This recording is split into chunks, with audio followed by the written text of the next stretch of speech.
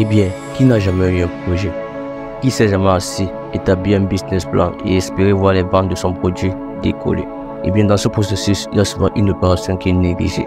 Je parle bien sûr du branding lié à son produit. Le branding lié à son produit est hyper important, mais pour des raisons diverses, beaucoup de personnes négligent cette étape-là. Soit parce que le capital de départ ne permet pas de gérer efficacement le branding, ou parce qu'on pense avoir cette matière et qu'on veut le faire nous-mêmes. Mais finalement, on se retrouve avec un branding de mauvaise qualité. Dans ce branding, je parle non seulement des photos liées à son produit, du logo de son produit et tout ce qui va avec. Donc généralement, quand on n'a pas les moyens pour faire un très bon branding, on se retrouve dans l'obligation d'utiliser notre propre caméra. Je parle bien sûr de la caméra de notre téléphone.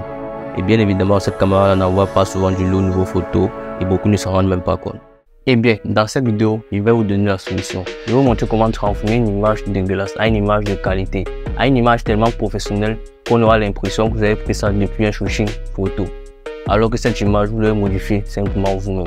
Eh bien, on va créer une image de qualité, tellement de qualité que ça sera facile pour vous de prospecter votre projet avec. Il mettra tellement bien le projet en valeur qu'il sera facile de faire des flashs, des dépliants, bref, une photo de qualité. Et tout ça, même si vous avez un appareil photo qui n'envoie pas de lot au niveau photo, vous pouvez quand même avoir un résultat assez potable vers la fin. Une photo de qualité, une image de qualité qui mettra votre produit en valeur. Bref, on va simplement transformer une pierre brute en une pierre polie et taillée. Allez, c'est parti.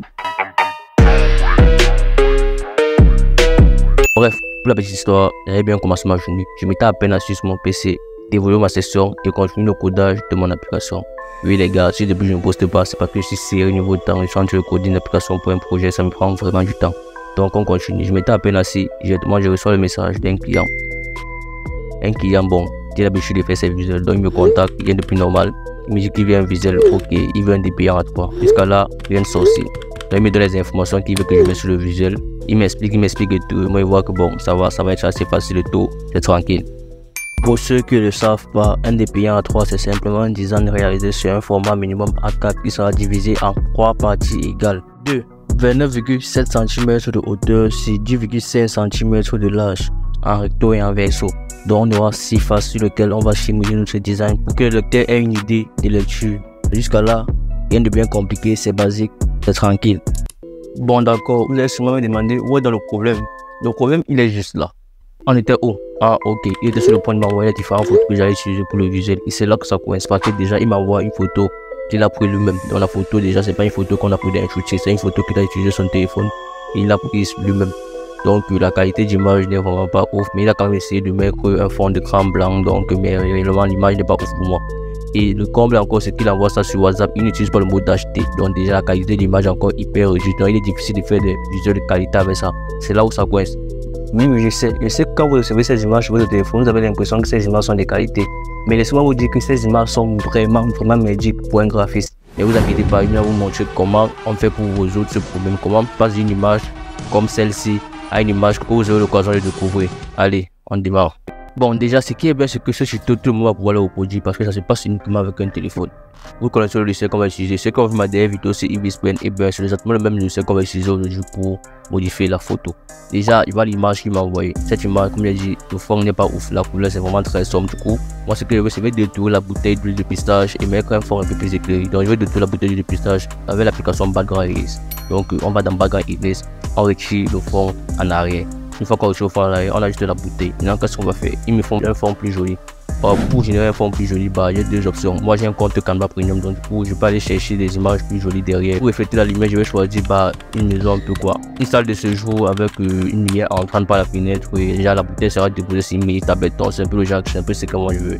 Donc, c'est un peu ça que moi je veux faire en quelque sorte. Donc, c'est ça qu'on fait là maintenant. Que je cherche une image d'une salle de séjour avec un soleil entrant par une fenêtre et tout. Ok. Moi j'ai trouvé mon image. Une fois que tu trouves mon image, maintenant qu'est-ce qu'on va faire? C'est qu'on va faire maintenant, c'est que j'ai besoin d'une tablette sur cette image-ci. Pour générer une tablette, j'ai deux options.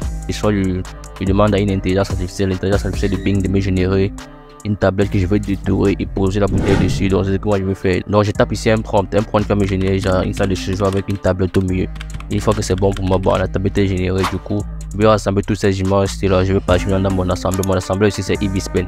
Qu'est-ce qu'on va faire dans Ibispen? Dans Ibispen, ce que je vais faire, c'est simplement je vais assembler mes différents fichiers.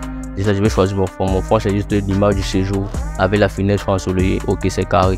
Maintenant, je vais juste importer ma tablette que j'ai détourée au préalable avec Background Erase. Je dépose ça là. Ça n'allait pas parfait comme ça, mais on va gérer tout ça. Maintenant, qu'est-ce que je vais faire? Maintenant, je vais importer ma bouteille d'huile de pistache, celle que j'ai détournée, donc celle qui m'a envoyé. Donc, je dépose ça sur la tablette et tout. Ok. Là, maintenant, c'est pas du tout réaliste, c'est normal parce que les images, ils ne se mélangent pas du tout. Maintenant, qu'est-ce qu'on va faire? Déjà, on a un soleil entrant, donc ça reflète une lumière hyper blanche. On va venir sur la bouteille, on va faire mon effet préféré, relief. On va aller dans relief et on va taper sur la bouteille une lumière blanche, quoi, pour que ça reflète plus. Ok. Déjà, je choisis de positionner le relief comme ça. Bon, ça m'a l'air vraiment beaucoup plus réaliste, c'est vraiment beaucoup plus beau. Ok, c'est cool. Maintenant, ici, qu'est-ce que je vais faire? Moi, je pense qu'il faut des effets d'ombre parce que la bouteille est sur une tablette, donc du coup, elle doit créer un effet d'ombre sur cette tablette là. Donc, on va partir tout sur le calque de la bouteille. On va choisir sur ombre portée. Sur ombre portée, on va décaler l'ombre sur la tablette de cette façon-ci à avoir une image plus réaliste et plus cool, quoi. Là, j'ai l'impression que tout est carré, donc on peut réellement apprécier. Déjà là, vous pouvez voir que le résultat est exceptionnel parce qu'on utilise une image comme celle-ci, une image comme celle-ci. Cette image-ci nous facilite de faire n'importe quel visuel parce qu'avec cette image-ci, je peux avoir des visuels comme ça, ou encore ce genre de visuels que je l'ai proposé. Et au final, c'est entendu pour avoir ce visuel-ci. Oh my god!